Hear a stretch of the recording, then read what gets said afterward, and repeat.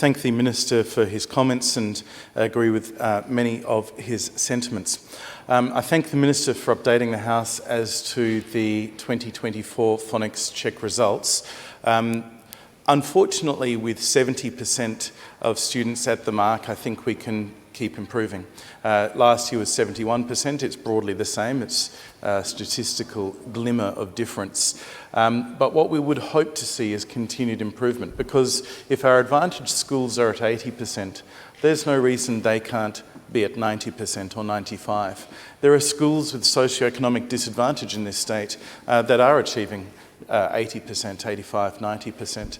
I remember visiting places like Noarlunga Downs or Woodville Gardens or Salisbury North, where schools where the staff were so proud of their achievements as they'd improved from, might have been 30, 40, 20% in the first year to within a few years being above 60, 70, above 80%. 70% of our Year 1 students being at the mark is much better than we were when we embarked upon this bipartisan journey. It cannot be the end point that we find acceptable. And I'm sure that it's not for the Minister, and he detailed some of the work that continues. I acknowledge that the government has kept some of the policy interventions we put in place, the literacy guarantee coaches, the literacy day, a lot of those measures, the resources have been important and continue to be important. I think perhaps one of the signposts that the results the Minister's just outlined suggest are that it's not an appropriate time to declare mission accomplished on rigorously improving all of our schools' approaches to early years literacy. There is clearly opportunity for further improvement.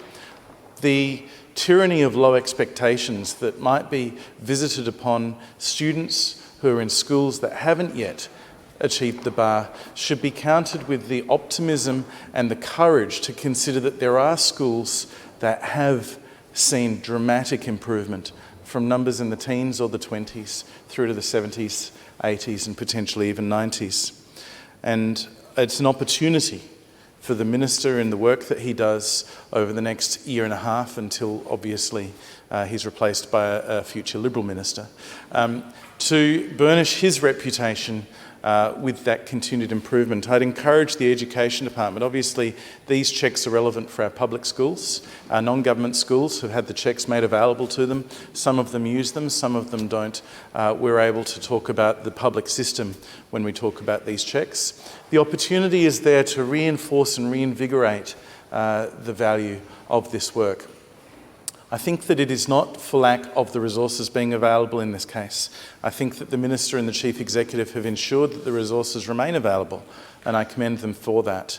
I think it's a matter of focus, and there's an opportunity for some schools potentially to have a look at their results and think to themselves, is this something that we can do better? Is this an opportunity for us to reach out to the Literacy Guarantee Unit and seek how they can help us improve our work?